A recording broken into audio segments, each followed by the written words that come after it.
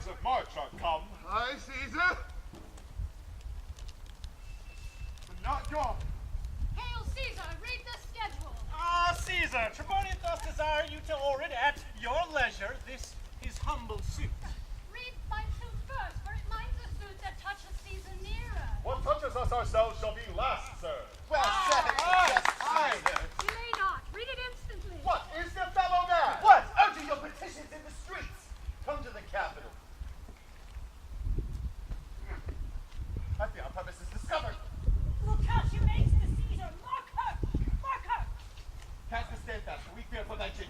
Julius, what shall be done? No. If this be known, Cassius of Caesar shall never return, for I will slay myself. Oh, Cassius, be constant.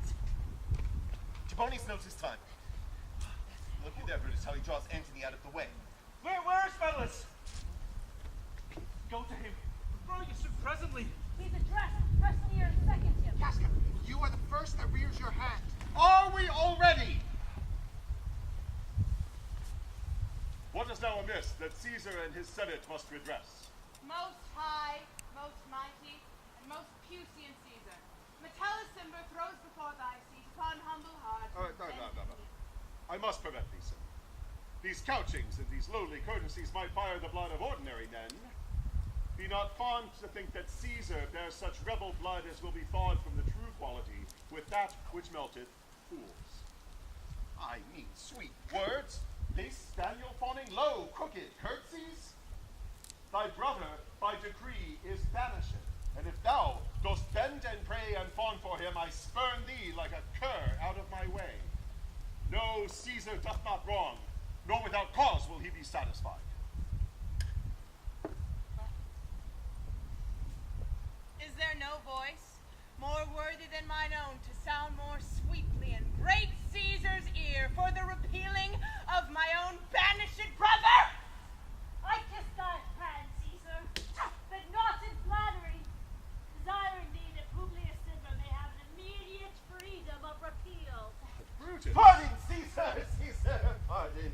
As low as to thy foot doth Cassius fall, to beg for the enfranchisement of Publius Cimber.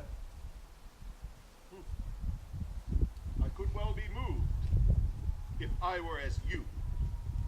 But I am constant as the northern star, of whose true fixed and resting quality there is no fellow in the firmament.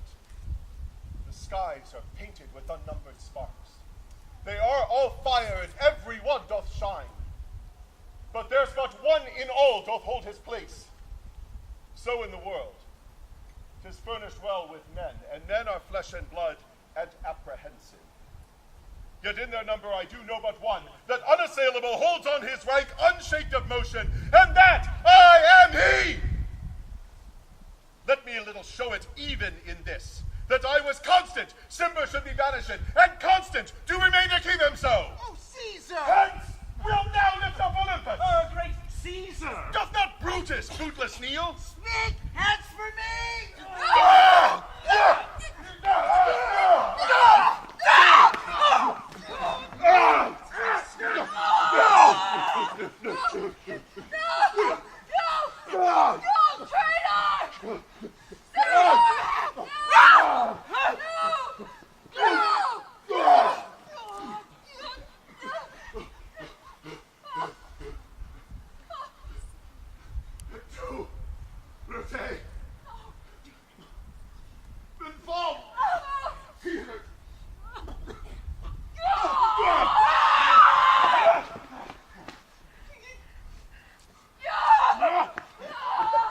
That is enough to satisfy the senators.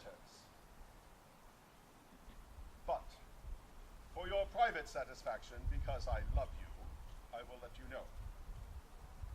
Calpurnia here, my wife, bids me stay at home. She dreamt tonight she saw my statua, which, like a fountain with 100 spouts, did run pure blood. And many lusty Romans came smiling and did bathe their hands in it. And this does she apply for warnings and portents and evils imminent, and on her knees hath begged that I will stay at home today. Caesar, this dream is all misinterpreted. It was a vision fair and fortunate, your statue spouting blood in so many pipes which smiling Romans bathe, signifies that from you great Rome shall suck reviving blood, and that great men shall press for stains and relics, tinctures, cognizance. This my Calpurnia's dream is signified. And this way have you well expounded it. And know it now, the Senate have concluded this day to give a crown to mighty Caesar. Now, if you send word that you will not come, their minds may change. Besides, were it not a mock apt to be rendered for someone to say, break up the Senate until another time when Caesar's wife meets with better dreams? If Caesar hide himself, will they not say, lo, Caesar is afraid? Oh, pardon me, Caesar, for my dear, dear love to our proceeding bids me tell you this. How foolish do your fears seem now, Calpurnia? I am ashamed I did yield to them. Give me my robe, or I will go. And here's Brutus come to fetch me to the Senate. Good morrow, Caesar. Why, Brutus, are you stirred so early too? What 'tis o'clock? 'Tis struck 8, Caesar. I thank you for your pains and courtesy. And see where Antony, the rebels long o' nights, is notwithstanding up. Good morrow, Antony. Good morrow, Caesar. Go bid them prepare within. I am at fault to be thus waited for. Enough. Metellus. Trebonius, I have an hour's talk in store for you. Remember that you call on me tonight. Be near me that I may remember you. Caesar, I will.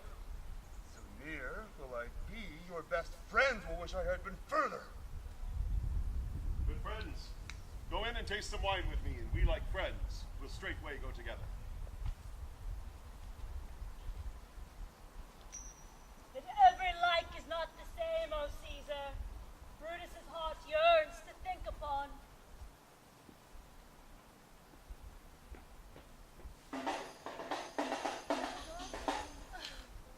Caesar, beware of Brutus. Take heed of Cassius. Oh, come not near Casca. Have an eye to Cinna. Trust not Trebonius. Mark well Metellus Cimber. Decius Brutus loves thy not. Thou hast wronged Caius Ligarius. There is but one mind in all these men, and it is bent against Caesar. Caesar, if thou beest not immortal, look about you. Security gives way to conspiracy. May the gods defend thee. Thy lover, Artemidorus. I will stand till Caesar passes by, and as a suitor will I give him this. My heart laments that virtue cannot live within the teeth of emulation. Caesar, if thou reads this, thou mayest live. Not, the fates with traitors do contrive.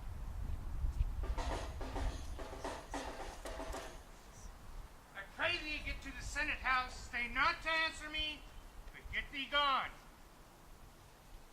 Why dost thou stay? To know my errand. I would have had you there and here again, ere I can tell you what thou shouldest do there. Oh, Constancy, be strong by my side. Place a mountain between my heart and my tongue. Art thou here yet? Sir, what would you have me do? Go to the capital and nothing else? And so return to you and nothing else? Yes. Bring me word how thy lady is, for she went sickly forth. And pay good note what Caesar doth, and what suitors press to him. Hark, what is that noise? I hear nothing, sir. I pray thee, listen. I heard a bustling rumor like a fray, and the wind blows it from the capital. Sooth, sir, I hear nothing. Come hither, fellow. Where hast thou been? At mine own house, good sir. What is the o'clock? 'Tis about the 9th hour, noble sir. Is Caesar yet gone to the capital? Not yet, sir. I go to take my stand, to see him pass on.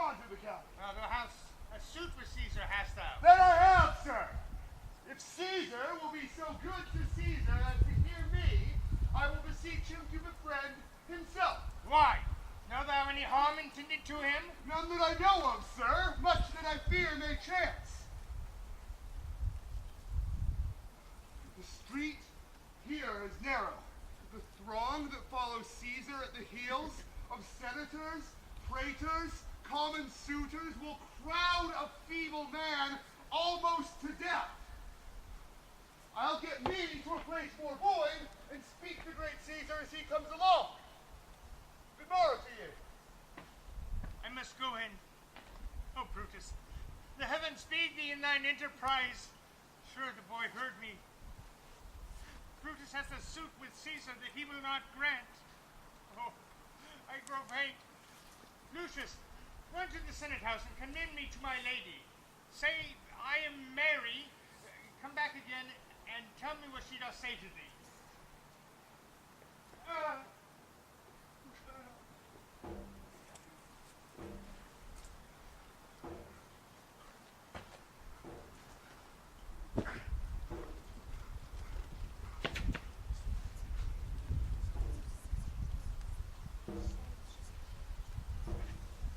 The Ides of March are come. Aye, Caesar. But not gone. Hail Caesar, read the schedule. Ah, Caesar, Tribonian doth desire you to order at your leisure this his humble suit. Read my suit first, for it minds a suit that touches Caesar nearer. What touches us ourselves shall be last, sir. Well said, yes, Caesar. Delay not, read it instantly. What, is the fellow mad? What? Utter your petitions in the streets. Come to the capital. I fear our purpose is discovered. Lucasius makes the Caesar. Mark her! Mark her! Cast the steadfast, for we fear for thy jing. Brutus, what shall be done? No. If this be known, Cassius or Caesar shall never return, for I will slay myself. Oh, Cassius, be constant. Tribonius knows his time. Look you there, Brutus, how he draws Antony out of the way. Where's Metellus? Go to him. Throw your suit presently. He's addressed. Press near and second him. Casca, you are the first that rears your hand. Are we already? What is now amiss that Caesar and his senate must redress? Most high, most mighty, and most Pusian Caesar, Metellus Cimber throws before thy seat upon humble heart. No. I must prevent thee, sir. These couchings and these lowly courtesies might fire the blood of ordinary men. Be not fond to think that Caesar bears such rebel blood as will be thawed from the true quality with that which melteth fools. I mean sweet words. This Daniel fawning low, crooked curtsies? Thy brother, by decree, is banished, and if thou dost bend and pray and fawn for him, I spurn thee like a cur out of my way. No, Caesar doth not wrong, nor without cause will he be satisfied.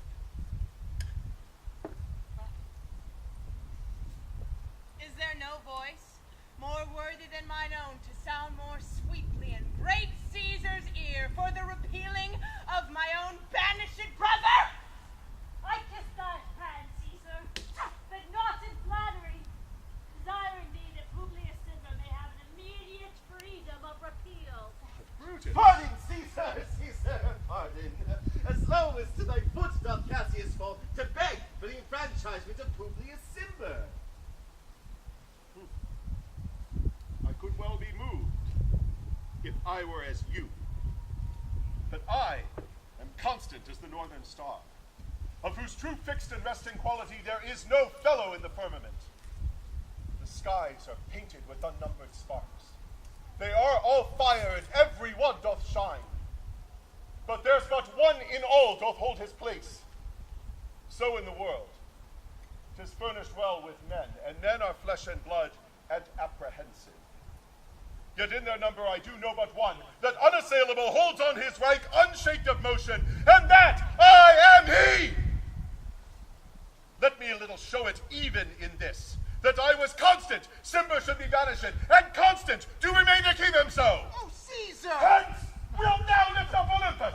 Great Caesar! Doth not Brutus bootless kneel? Speak! Hands for me! No,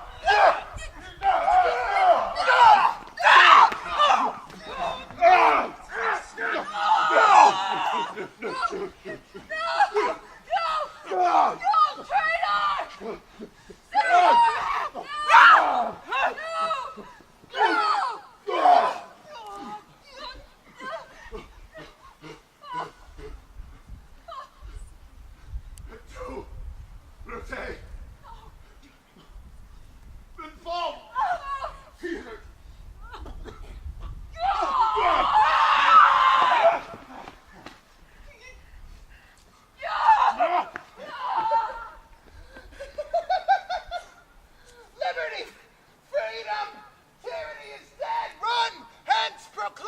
riot about the streets! Come to the common pulpits and cry out liberty, freedom, and enfranchisement! Huzzah! Liberty! People and senators, be not affrighted.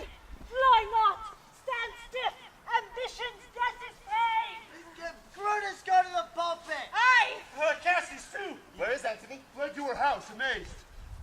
Men, wives, and children stare, cry out, and run, as it were doomsday. Fates, we will know your pleasures. That we shall die, we know. 'Tis but the time and drawing days out that men stand upon. Why, he that cuts off 20 years of life cuts off so many years of fearing death. Grant that. And then are we Caesar's friends that have abridged his time of fearing death. Stoop, Romans, stoop. Bathe your hands in Caesar's blood up to the elbows, and besmear your swords.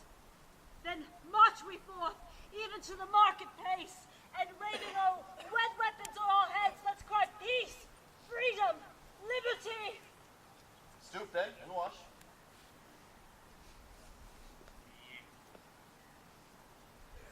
How many times shall this, our lofty scene, be acted over in states unborn, accents yet unknown? How many times shall Caesar bleed in sport, now that on Pompey's basis lies along no worthier than the dust? So oft as that shall be. So often shall the not of us be called the men that gave their country liberty! Liberty! What shall we for? Why, every man away. Brutus shall lead, and we will grace her heels with the best and boldest hearts of Rome. Who comes here? It is a friend of Antony's. Thus, Brutus, my master bid me kneel. Thus, Antony bid me fall down, and being prostrate, bid me say, Brutus is wise, noble, valiant, and honest. Caesar was mighty, bold, royal, and loving. Say that I love Brutus and honor her. Say that I feared Caesar, honored him, and loved him. If Brutus will vouchsafe that Antony may come to her and be resolved, how Caesar hath deserved a lion death, Antony shall not love Caesar dead so well as Brutus living, and shall follow the fortunes and affairs of the mighty Brutus with all, through the hazards of this untrod state with all true faith. So says my master Antony. Thy master is a wise and valiant Roman, and I never thought her worse. Tell her, should it please her to come to this place, she shall be satisfied, and by my honor depart untouched. I shall fetch her presently. I know we shall have her well to friend. I wish that we may. Yet I have a mind that fears her much, and my misgivings still fall shrewdly to the purpose. Aye. But here is Antony. Welcome, Antony.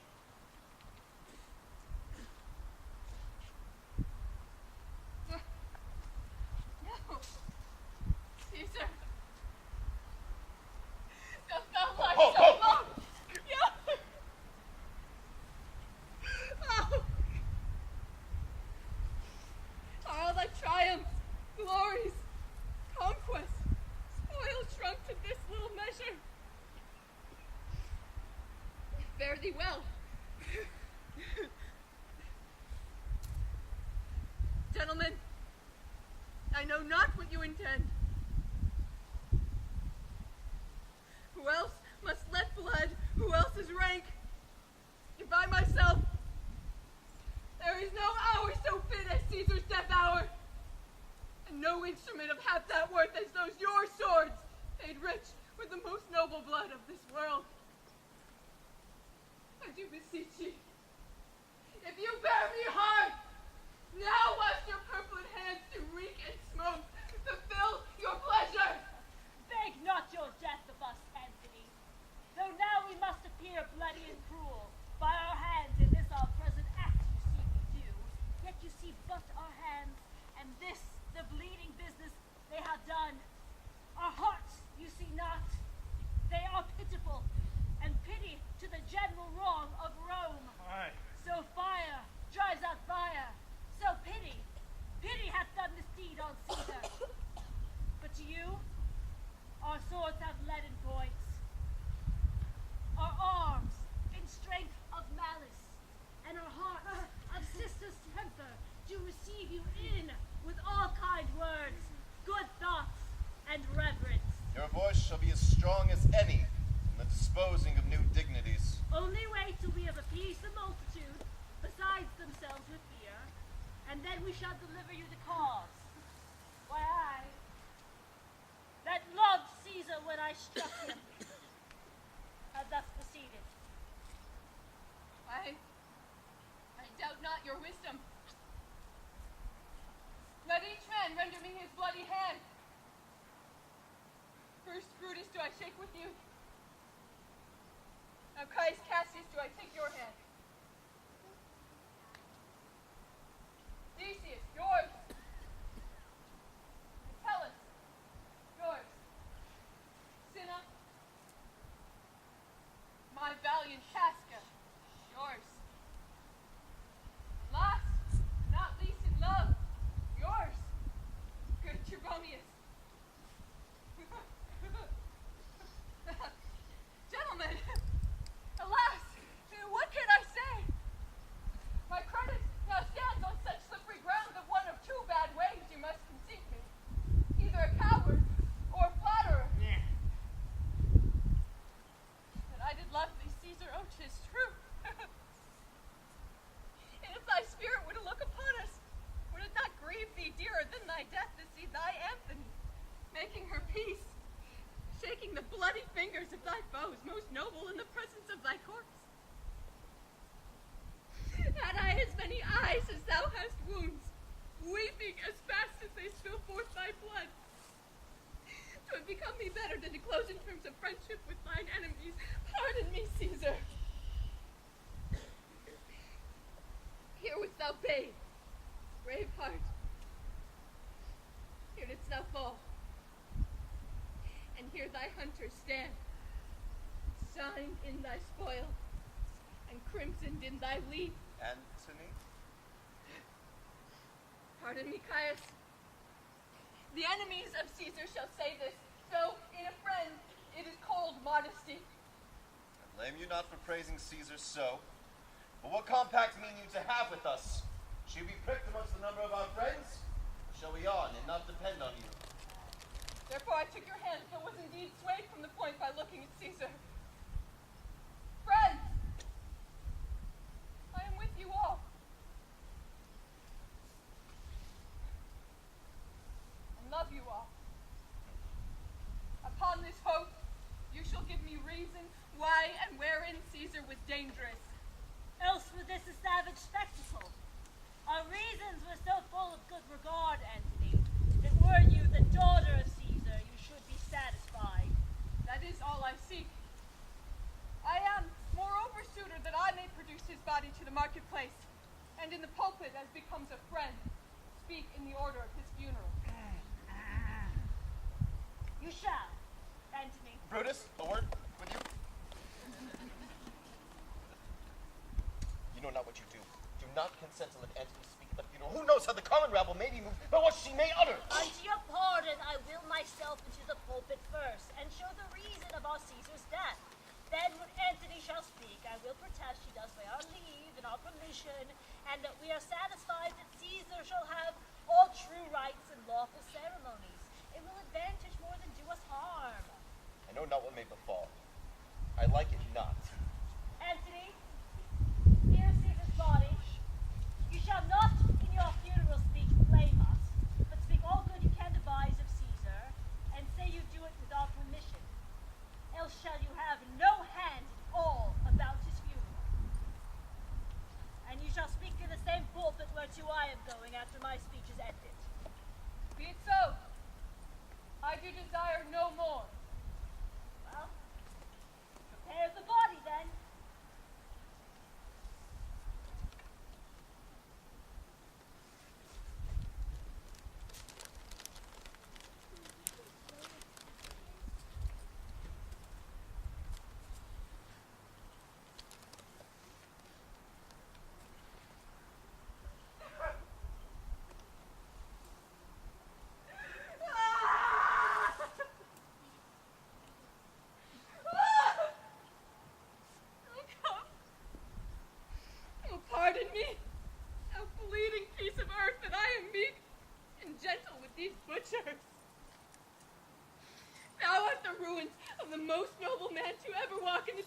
times. Woe to the hands that shed this costly blood. Now, over thy wounds, which do hope their ruby lips to beg the voice and utterance of my tongue, I do prophesy. A curse shall light upon the limbs of men. Domestic fury and fierce civil strife shall cumber all the parts of Italy. Blood and destruction shall be so in use, and dreadful objects so familiar, that mothers shall but smile when they behold their infants quartered by the hands of war. All pity choked with the custom of fell deeds. And Caesar's spirit, raging for revenge, with Ate puffed by his side, come hot from hell, shall within these confines with a monarch's voice cry, Heaven! And let slip the dogs of war. But this foul deed shall smell above the earth, with carrion men groaning for burial.